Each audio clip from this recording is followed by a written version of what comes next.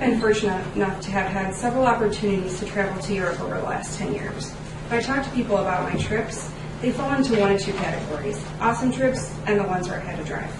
This latter designation is due to the fact that I've had travel companions that don't know how to drive a car with a manual transmission. Renting a car is sometimes more convenient and faster when you're overseas, but unless you want to spend your entire budget on your car, it's going to be a manual transmission. I learned how to drive a stick shift when I got my driver's license, but the fact that here in America, manual transmission is literally a theft deterrent shows that this is a skill that very few of us actually have. Because of that, I always get stuck driving, and although I have many stories on how this has turned out to be interesting, I'm going to use some examples from traveling with my husband Tim to give you some reasons why not renting a car is the key to having a successful European vacation. My first reason is, even if you do know how to drive a stick shift, there are some places that this skill will not save you. 6 years ago, we went on a Mediterranean cruise for our honeymoon. Our third stop was on the island of Corfu in Greece. Apparently, there was a castle at the top of this island that we just had to see, and my husband, being in charge of planning this stop, decided to not tell me that the best way to get there was renting a car. As we get off the boat, he lets me know that he rented a car and that it had a manual transmission because it was only $17. As I'm walking across the parking lot to this tiny beat-up car waiting for us, I was really not happy. If any of you have been to Greece, you know that things like stop signs, stoplights, lanes, speed limits are all just mere suggestions. So after having the bejesus scared out of me getting out of the parking lot, we made our way to the road that this castle was on. Well, the island of Corfu is very mountainy, has lots of narrow, steep roads, and the road on this particular road was so steep that this rental car was not making it up it very well. It was very hard to shift, and I was going so slow, I was getting passed by bikers. About a third way up, we came to this stoplight in the middle of nowhere. The road was so narrow through the next village, they had to alternate traffic between each direction. As I'm sitting there on an incline about this steep, the cars behind me start to line up, and I'm starting to get pretty nervous about what was going to happen when that light turned green and those cars wanted to go up, and I'm pretty sure our car was going to go down. After about 45 minutes, the car in front of me decided they didn't want to wait anymore. They turned about a 40-point turn on the edge of this cliff we were on and went back down. I decided this was my moment for freedom, and somehow managed to only lightly tap the car behind me as I squealed this into about a 50-point turn, and I tailed it back to the parking lot where I traded in the car for a bottle of wine. My second reason for not renting a car is that in general less can go wrong, and your wife, spouse, travel companion will be pretty appreciative of not getting stuck doing all the driving. Last trip that we took was kind of a mess before we even left.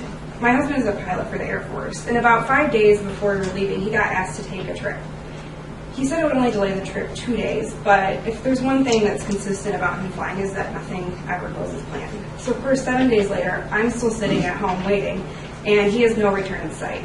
He ended up getting permission to go on leave from Germany, so I bought a last-minute one-way ticket to Frankfurt and rushed off to the airport. It was my fault for not asking, but I assumed we'd be taking the train from Frankfurt to the place that we were flying to our ultimate destination, Sweden, from. Well, when I got there, my husband met me there in a rental car. I then assumed that maybe since he had made it the 60 miles from the base there to the airport, that he had managed to snag one with automatic transmission, because they have a few for the Americans. I was also wrong about that. He said it took him about 3 hours to make the drive and got pulled over more than twice. I was so tired from traveling that I had to ask him to drive for a little bit. That lasted about 200 yards from the airport. He almost got us killed by a semi-truck because he couldn't shift out of third gear getting on the highway. So I took over driving, where we proceeded to get extremely lost in the German countryside. And let's just say the pinnacle of this experience was getting stuck down a country road between two fences, because I was so tired I forgot in this car you had to push a button in to shift it into reverse. And it ended up with us driving around for hours trying to in a town with way too many one-way streets trying to find our hotel. I'd never been so glad to take public transportation after that. My last point is that driving a stick shift is just not something that apparently everyone can master, and for all parties concerned, it's just better not to even rent a car. We did make it to Sweden on that trip, and we ended up loving it so much that we're going back this summer and are planning on camping our way through the country. I've been doing some research on destinations, and for a few of them, the suggestion is to rent a car. Well, after a little bit of traumatic reminiscing, I thought the real solution was to just teach my husband how to drive a stick shift. Now remember that he's a pilot, so I called up my cousin who has an old Honda and asked if I could borrow it for a couple weeks. After about 2 weeks of stalling out at every intersection in Seattle and never successfully getting the car into fifth gear, and pretty sure we owe my cousin a new transmission, I decided this was a really lost cause and promptly booked us train tickets to get us as close to our destination as possible and bought us both some really good hiking shoes. I'm really anticipating that we're going to have a smooth vacation. So as I've given a little bit of testament to, renting a car in Europe can be a really big hassle and it's just not worth it. From my experience, a lot of people over there drive like they're in a Fast and Furious movie and get really angry when you have no idea what you're doing. It's also a stressful thing to stick on somebody who just wants to have a good time. Even though train tickets may cost more and taking the train might take longer, less can go wrong when you don't have a car, and most importantly, you can drink wine on the train. So everyone will be happier in